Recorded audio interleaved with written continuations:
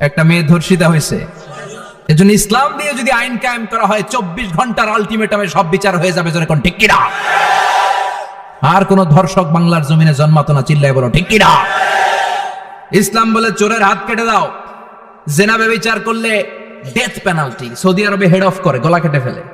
বাংলাদেশেও যদি এটা করা যেত, খবর হয়ে যেত। আর কোন ধর্ষক বাংলার জমিনে জন্মাতো না, চিল্লায় বলো ঠিক কিনা?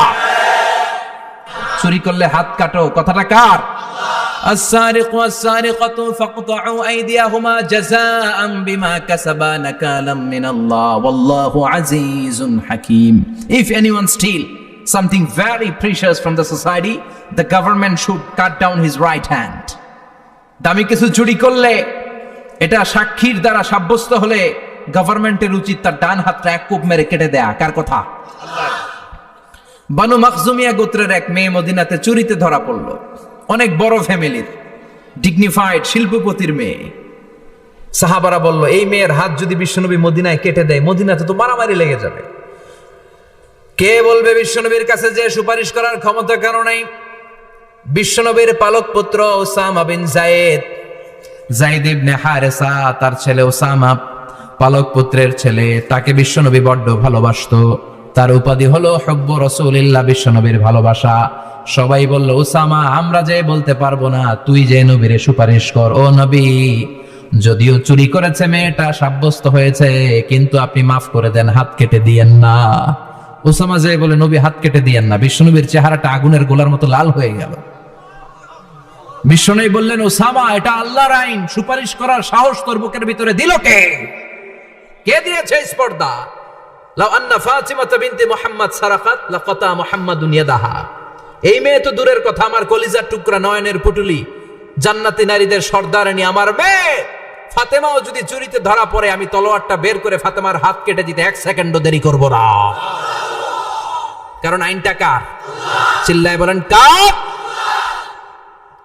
এজন্য বাংলাদেশের চুরি চামারি আসার নাই, হাজার হাজার কোটি টাকা উধাও হয়ে যায়, আছে না নাই? যারা এই চুরি করবে, হাত কেটে দেয়া হবে। বাইতুল মুকাররমের স্কয়ারের সামনে হাত কেটে দেয়া হবে। আর প্রতিটা চ্যানেল লাইভ ব্রডকাস্ট করবে, এটা সরাসরি সম্প্রচার। আমরা সবাই দেখবো কেমনে চোরদের হাত কাটে। এই নিয়ম যদি করে দেয়, দেশে আর চোর খুঁজে পাওয়া যাবে? কথা কন। তবে এই চোর লাউ চোর, ডাইল চোর, মুরগি চোর না, যারা 1000 কোটি টাকা মেরে দেয়।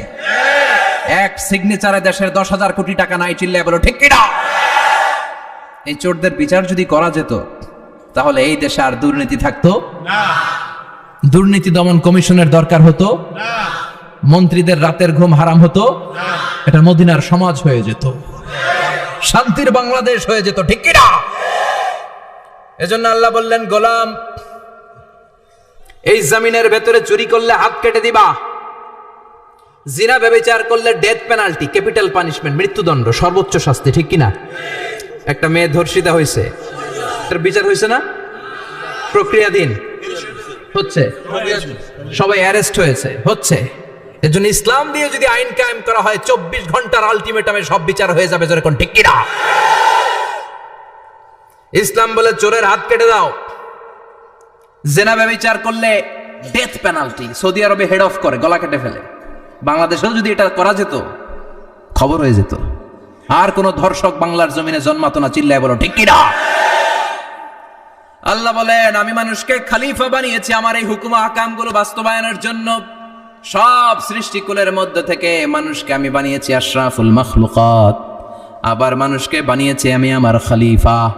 আবার মানুষের চেহারাটা আমি আল্লাহ সব চাইতে সুন্দর করে তৈরি করেছি। সুবহানাল্লাহ। লাকাদ খালাকনাল ইনসানা ফি আহসানি তাকওয়িম। আমি মানুষের চেহারাটা সব চাইতে চমৎকার অবয়ব দিয়ে তৈরি করেছি রে গোলাম। সুবহানাল্লাহ। পৃথিবীতে যত প্রাণী আছে, সব সৃষ্টির মধ্য থেকে আমাদের সৃষ্টিটা সুন্দর না? আপনি হিউম্যান অ্যানাটমি নিয়ে যদি গবেষণা করেন, কেমনে আল্লাহ আমাদের এখানে হার্ট দিলেন, লাঞ্চ দিলেন, হ্যাঁ, তারপরে 206টা হাড্ডি দিলেন। হাড্ডিগুলো আবার ব্যান্ড করা যায়, দেখছেন? বাঁকা করা যায় না? এটা বাঁকা করা যায়। বাঁকা না করলে আপনি খাইতে পারতেন? ক্রিকেট যারা খেলো, পেস বল করতে পারতা?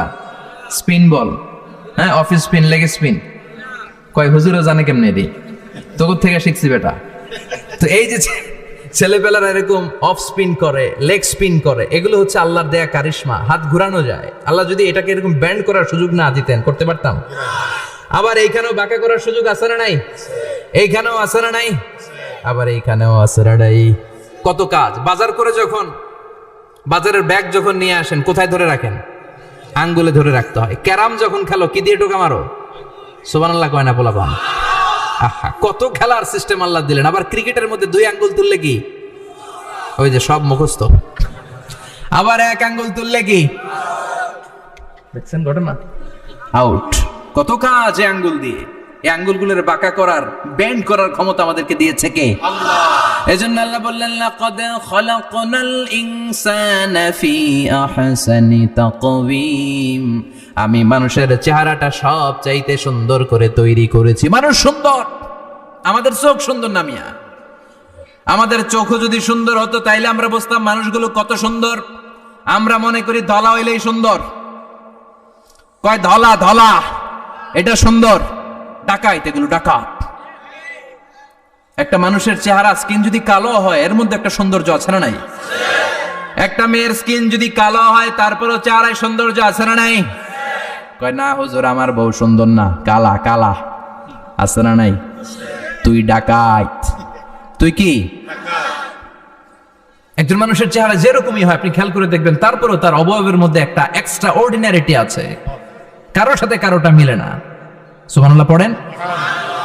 এজন্য প্রতিদিন স্ত্রীরে বলবেন, স্ত্রী তুমি সুন্দরী, তুমি অনন্যা, তোমার চাইতে সুন্দরী গোটা বিশ্বে কেউ নাই। কইবেন না? মুরব্বীরা কয় না, কইতাম না, আগে কইয়া ফেলাইছি। এগুলো বলবেন। এগুলো বললে স্বামী স্ত্রীর মধ্যে ভালোবাসা বাড়াই দিবে কে? আল্লাহ।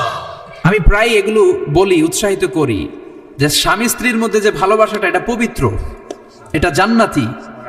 এই ভালোবাসা জান্নাতে শুরু হয়েছিল সাইয়েদনা আদম আর হাওয়ার মধ্য দিয়ে। চিল্লা এখন ঠিক কি না? স্বামী স্ত্রী দুইজনে একের হাতের সাথে আরেকজনের হাত মিলালে হাতের সগীরা গুনাহ মাফ করে কে? আল্লাহ। স্ত্রীর চেহারার দিকে নজর করে তাকালে চোখের গুনাহ মাফ করে দেয় কে? আল্লাহ। স্ত্রীর জন্য প্রতি মাসে যে খরচ দেন, এই টাকাগুলো সদকা দেওয়ার সওয়াব আছে না নাই? স্ত্রীকে যে দামি দামি ভ্যানিটি ব্যাগ কিনে দেন, এটা তো সওয়াব আছে না নাই? কক্সবাজারে ঘুরতে নিয়ে গেলে সওয়াব আছে না নাই? ফুল কিনে দিলে সওয়াব আছে না নাই? ভালোবাসার গান শোনাইলে সওয়াব আছে না নাই? তোমারে লেগেছে কত যে ভালো, চাঁদ বুঝি তা জানে, রাতেরও আধারে দোসর হয়ে, তাই সে আমারে টানে, চাঁদ বুঝি তা জানে। ঠিক কি না? আজকে পারবেন না শোনাইতে রাত্রেবেলা? পারবেন? পারবেন? পোলাপাইনরা কয় পারবো। তো কত বেটা বিয়েই হয় নাই, বিয়ার পরে শোনাইস। তো এই ভালোবাসার গানগুলো শোনালে নিজেদের মধ্যে একটা ইন্টিমেসি তৈরি হয়। বিশ্বনবী এরকম স্ত্রীর সাথে খুনসুটি করতেন, ভালোবাসা করতেন। এটা হালাল, কিন্তু এটা জায়গা মতো না করে ভাবির লগে করলে মায়ের আছে না নাই? ভালোবাসার গান জায়গা মতো শোনাতে হবে। স্ত্রীকে ভালোবাসার গান না শুনিয়ে যদি চাচাতো বোনরে শোনাও, শালিরে শোনাও, পাড়ার মেয়েদের সাথে যদি টাঙ্কি মারো, ফিল্ডিং মারো, মায়ের আছে না নাই? তার মানে জায়গা মতো করলে সব সওয়াব। সুবহানাল্লাহ পড়েন। আর বিয়েটারে সহজ করে দিবেন। আমি তো সব জায়গায় বলি বিয়েটাকে সহজ করে দেন। আমরা বিয়েটারে কঠিন করে ফেলছি। একটা ছেলে এই দেশে 16 থেকে 18 বছর বয়সে ম্যাচিউরড হয়, কিন্তু ওরে বিয়ের পিড়িতে বসায় 32 বছর বয়স। তো বাকি 32 বছর কি আঙ্গুল চুষবে? কথা কন, কি করবে? ও যে পাপ কাজ করে, ও যে পর্নোগ্রাফি দেখে, ও যে মাস্টারবেশন করে, এগুলোর পার্সেন্টেজ গুণা মা বাবার আমল নামায় আছে না নাই? মা বাবার এত সহজে পার পেয়ে যাবেন না। ছেলে মেয়েগুলারে সময় হলে বিয়ে দিয়ে দেন। বিয়ের চেয়ে ভালো কাজ পৃথিবীতে আছে? যেই সমাজে বিয়ের খরচ বেড়ে যায়, ওই সমাজে জেনার খরচ কমে যায়। বিয়ে করতে লাগে 10 লাখ, জেনা করতে লাগে 500 টাকা। কথা কন। এজন্য জেনাকে সহজ করবেন না, বিয়েকে সহজ করবেন? বিয়ের কথা কইলেই পোলারা কয় তুই নিজের পায়ে দাঁড়া। তো এতদিন ও কার পায়ে দাঁড়াইছে? সহজ করবেন তো? আল্লাহ তুমি বোঝার তৌফিক দাও। আমিন।